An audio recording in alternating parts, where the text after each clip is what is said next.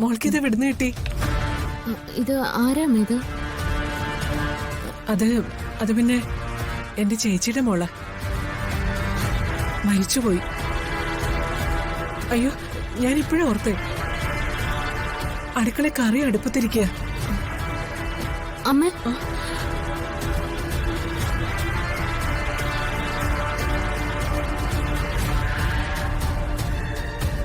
ഇത് ആരാന്നാ പറഞ്ഞ? ഇത് എന്റെ ചേച്ചിയുടെ മോള്.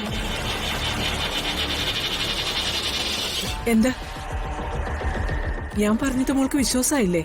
അതല്ല, അമ്മയ്ക്ക് ഇങ്ങനെ ഒരു ചേച്ചി ഉള്ളതായിട്ട് എനിക്കറിയില്ലല്ലോ. അത് അകന്ന ബന്ധത്തിലുള്ള ഒരു ചേച്ചിയാ. അവരും മരിച്ചുപോയി.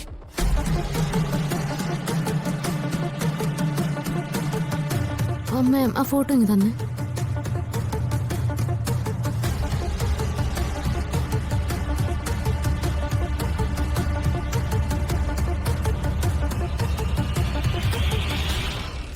അമ്മയുടെ ചേച്ചി ക്രിസ്ത്യാനിയാണോ? അല്ല. എന്റെ മോളെ അങ്ങനെ ചോദിച്ചേ?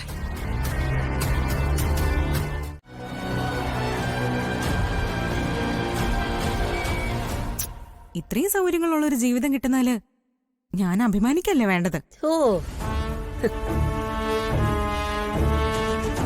സന്ദീപേ, നീയാണ് ശരിക്കുള്ള ഭർത്താവ്.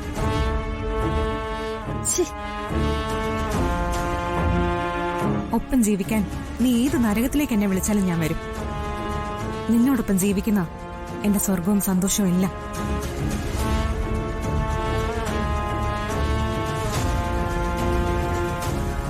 പക്ഷേ അവന്തിക നീട്ടുന്ന പിച്ചക്കാശ് വാങ്ങിക്കൊണ്ടുള്ളൊരു ജീവിതം എനിക്കും എന്റെ മോക്കും വേണ്ട.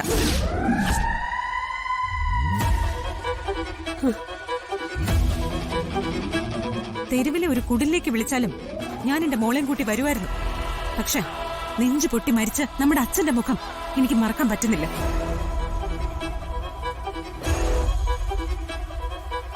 അതുകൊണ്ട് ഞാൻ വരില്ല.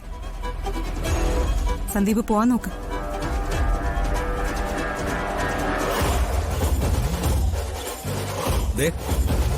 എനിക്കറിയാം, ഇവരൊക്കെ കൂടി ഓരോന്ന് പറഞ്ഞ നിന്റെ മനസ്സ് മാറിയത്. എന്റെ കൂടെ വരില്ലെന്ന് പറഞ്ഞതും അതുകൊണ്ടാ. അതിരെ നിന്നെയും കൊണ്ടേ ഞാൻ ഇവിടുന്ന് പോകും. എന്നാ നീ ഒന്ന് കൊണ്ടുപോയി കാണിക്കടാ.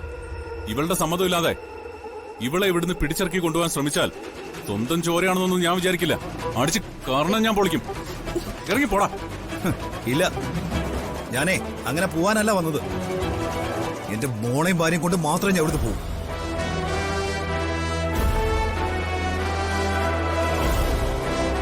അതെ, വാ എന്റെ കൂടെ. വരാനാ പറഞ്ഞത്. വേണ്ട, ബലപ്രയോഗമൊന്നും വേണ്ട. നീ എത്ര ബലം പ്രയോഗിച്ചാലും ഇവളുടെ സമ്മതമില്ലാതെ ഇവളെ ഇവിടുന്ന് കൊണ്ടുപോകാൻ ഞാൻ സമ്മതിക്കില്ല. അല്ലെങ്കിൽ നീ എന്നെ തല്ലണം. നിന്റെ തല്ലുകൊണ്ട് ഞാനിവിടെ വീണ് ചാവുകയാണെങ്കിൽ അത് കഴിഞ്ഞ് നിനക്ക് ഇവളെ കൊണ്ടുപോവാം. ഇവിടെ ഒരു പ്രശ്നം ഉണ്ടാക്കാനായിട്ട് സന്ദീപിന് ഇങ്ങോട്ട് വരരുത്. അവന്തികയുടെ എച്ചിൽ പട്ടിയായ ഒരു ഭർത്താവിന് എനിക്കിനി ആവശ്യമില്ല.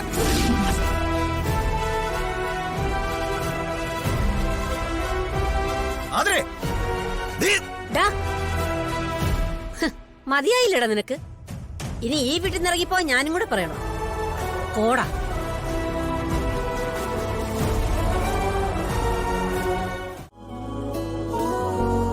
എല്ലാ പിറന്നാളിനും ഇവിടെ അടപ്പായസം ഉണ്ടാക്കുന്നേ. നാളെ അവന്റെ പിറന്നാള്. നാളെയോ? അയ്യോ, ഞാനത് മറന്നുപോയല്ലോ. ഗൂഗിൾ എന്നോടൊന്നും പറഞ്ഞില്ലല്ലോ. അതിന് അവനിത് ഓർത്തിട്ട് പോലും ഉണ്ടാവില്ല. അവൻ എങ്ങനെ പിറന്നാൾ ആഘോഷിക്കുന്നു ഇഷ്ടമല്ല. ഗോകുലിന്റെ എല്ലാ പിറന്നാളും അമ്മ ഓർത്തിരിക്കും. അമ്പലത്തിൽ പോവും, പ്രാർത്ഥിക്കും, പായസവും ഉണ്ടാക്കും. പക്ഷേ എന്റെ പിറന്നാള് മാത്രം അമ്മയുടെ കലണ്ടറിലില്ല. അവനോട് എന്നോടുള്ള ഈ വേർതിരിവ് കാരണം അമ്മ എന്റെ സ്വന്തം അമ്മയാണോ അതോ രണ്ടാം അമ്മയാണോന്ന് എനിക്ക് പലപ്പോഴും തോന്നിയിട്ടുണ്ട്. നീ വെറുതെ എന്നെ കൊണ്ടൊന്നും പറയിപ്പിക്കരുത്. ശിശിരേച്ചിയുടെ പിറന്നാള് നമുക്ക് ആഘോഷിക്കാം. എന്തായാലും ഗൂഗിളിന്റെ പിറന്നാള് നമുക്ക് ആദ്യം ആഘോഷിക്കാം. ഓഫീസിൽ നിന്നുള്ള ഗസ്റ്റുകളൊക്കെ വിളിക്കണം.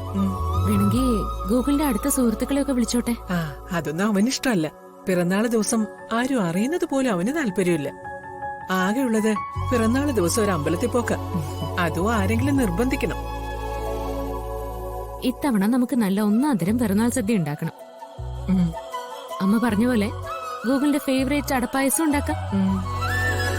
ഇതെല്ലാം കൂടി ആരുണ്ടാക്കും? ഏതെങ്കിലും ഹോട്ടലിൽ നിന്ന് ഓർഡർ ചെയ്യാം. അതാവുമ്പോ ഒന്നും അറിയണ്ടല്ലോ. അത് വേണ്ട. നമ്മൾ 3 സ്ത്രീകൾ ഇവിടെ ഉള്ളപ്പോഴാണോ പിറന്നാൾ സദ്യ ഹോട്ടലിൽ നിന്ന് വരുത്തുന്നത്? അതിന് നമ്മൾ ഉണ്ടാക്കുന്ന രുചി ഉണ്ടാവുമോ? ചേച്ചി ബുദ്ധിമുട്ടണ്ട, ഞാനും അമ്മയും ചേർന്ന് പിറന്നാൾ സദ്യ ഉണ്ടാക്കിക്കോളാം. എന്തായാലും ഇപ്രാവശ്യത്തെ പിറന്നാളിന് നമ്മുടെ അയൽവക്കക്കാരെയൊക്കെ വിളിക്കണം. അങ്ങനെ ഒരു പതിവില്ലാത്തത്. പിറന്നാൾ ദിവസം ആരെങ്കിലുമൊക്കെ ഉള്ളത് ഒരു സന്തോഷല്ലേ അമ്മ? മോളെ, ഇനി വിളിക്കണമെന്ന് വെച്ചാൽ തന്നെ നമുക്ക് ഈ നാട്ടില് ബന്ധുക്കളാരും ഇല്ലല്ലോ.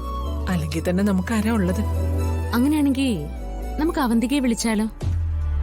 ആ അത് നല്ല ഐഡിയ ആണ് കേട്ടോ. അത് വേണം മോളെ. അവനത് ചിലപ്പോ ഇഷ്ടാവില്ല. അതൊക്കെ ഞാൻ ഗൂഗിളിനോട് പറഞ്ഞോളാം. നാളത്തെ പിറന്നാള് നമുക്ക് ഗംഭീരമാക്കണം.